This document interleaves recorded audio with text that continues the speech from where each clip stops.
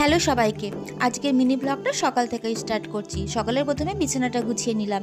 আর যেহেতু মেয়ে এখন পড়তে বসবে, সেই জন্য এখানে টেবিলটা পেতে রাখলাম। ও এইদিকে পড়বে, আমি এইদিকে রান্নাটা সেরে নেব। রান্না প্রায় আমার হয়েই গেছে, ভাত করে নিয়েছি, যেহেতু আমরা সকালবেলায় ভাত খাই। ডিমের ঝোলটা হালকা পাতলাভাবে করে নিলাম। আমাদের রান্নাবান্না এরকমই সিম্পল হয়। যখন একটু ভালোভাবে করার ইচ্ছা হয় তখন একটু করি, কিন্তু সেটা আর পেটে ঠিকমতো সইবে না। শাশুড়িমা যেহেতু হালকা পাতলার মধ্যে খায়, তো মায়ের জন্য এখানটায় হাফ বয়েল করে নিচ্ছি। তো এইদিকে সঙ্গে আমার ওভেনটাও মোছা হয়ে যাচ্ছে। তো রান্নাঘরটা পরিষ্কার করার পর আরও অন্যান্য অনেক কাজকর্ম রয়েছে। সংসারে তো কাজের শেষ নেই, একটার পর একটা কাজ কিন্তু লেগেই আছে। আর যখন গৃহিণী সব দায়িত্বটা নিজেই নিয়ে নেয়, তো সঙ্গে শাশুড়ি মা সবাই একটু একটু হেল্প করে থাকে অবশ্যই। তো আমার এখানে স্নান হয়ে গেছে, আমি শাশুড়ি মাকে আর মেয়েকে খেতে দিয়ে নিয়েছি। আমি পরে খাবো হাজব্যান্ড আসলে। এখন জামা কাপড়টাকে ছাদে মেলে নিই, স্নান করেছি। আর যেহেতু এখন শীতের বেলা, ছোট দিনের বেলা, জামা কাপড় শুকোতে